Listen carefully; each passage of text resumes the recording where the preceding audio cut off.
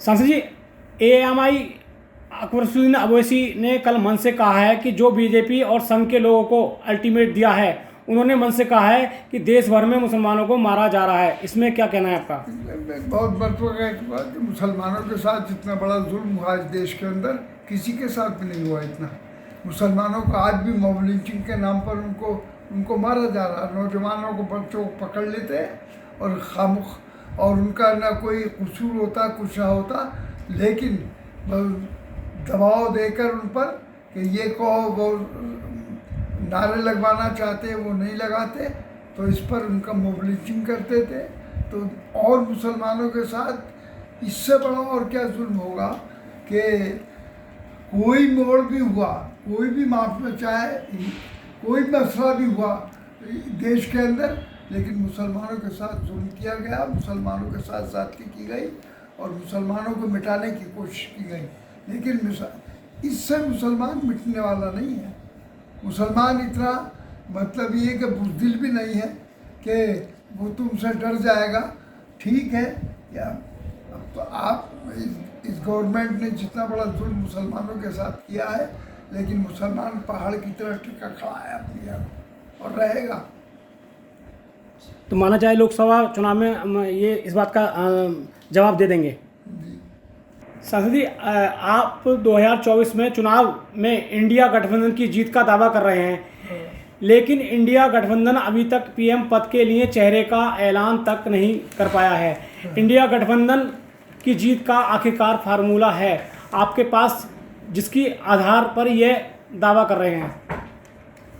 देखिए, अरे भाई, गठबंधन भी बन गया नहीं, ये भी तस्लीम है, लेकिन गठबंधन बन चुका और सारी पार्टियां एक जगह मिलकर बैठकर 28 पार्टियों ने उसका नाम इंडिया भी रख दिया। लेकिन आप कह रहे हैं कि चेहरे का भी, प्रधानमंत्री के चेहरे का को उन्होंने भी इंतखाब नहीं किया, बताया नहीं कौन होगा चेहरा।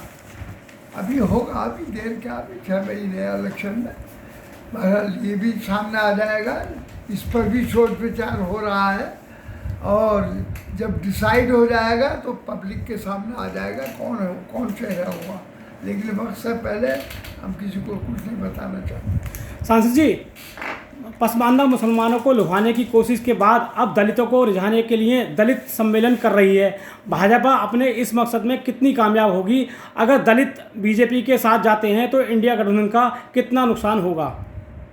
देखिए, अब बल तो जाएंगे नहीं साथ।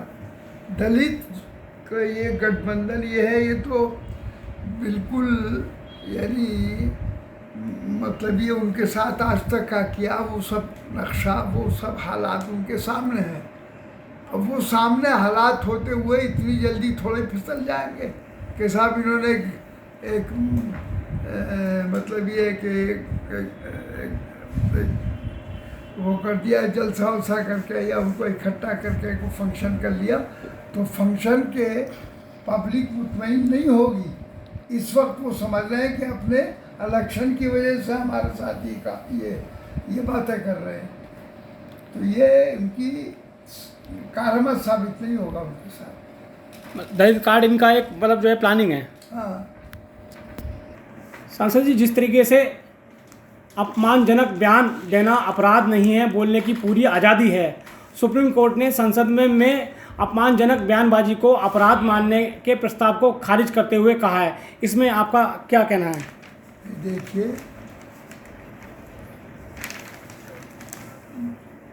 वो अपमानजनक कोई भी बयान हो, चाहे वो सड़क पर हो, चाहे पार्लियामेंट में हो, असेंबली में हो, कहीं भी हो, वो तो अपराध, वो तो कानून का मिजाज बदल जाएगा क्या कि अब पार्लियामेंट का मिजाज और है और सड़क का मिजाज और है। कानून तो सब जगह एक बराबर लागू रहेगा।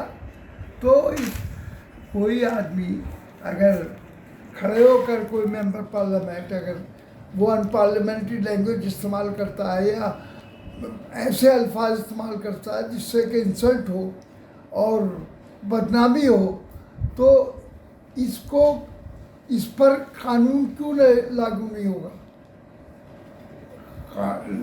कानून तो इस पर भी लागू होगा, और उस पर क्यों ये अल्फाज इस्तेमाल किए जाते हैं? स्पीकर किस लिए बैठे हुए हैं? स्पीकर साहब की जिम्मेदारी है कि वो ये देखें कि अनपार्लियामेंट्री लैंग्वेज जो इसमें इस्तेमाल की जा रही है या किसी की इंसल्ट की जा रही है, तो इसको वो खारिज करके उनके खिलाफ कार्रवाई करें। जी, मामूली बातों पर तो जो उनसे उनकी पार्टी के हित में होती है, यानी जिससे उनकी पार्टी को कोई नुकसान पहुंच रहा होता है, तो उस पर तो बहरहाल पार्लियामेंट या असम्बलियों से निकाल कर बाहर खड़ा करते हैं। लेकिन इस किस्म के अल्फाज इस्तेमाल करना किसी कौम की, किसी बिरादरी की या किसी की भी, वो किसी भी कौम नस्ल का हो, हिंदू हो, मुसलमान हो, कुछ हो, तो अगर उसके ख़िलाफ़ कोई कार्रवाई कोई मेंबर पार्लियामेंट खड़े होकर उसमें गलत अल्फाज इस्तेमाल करता है, इंसल्ट करता है, तो उस पर भी कानूनी कार्रवाई होनी चाहिए।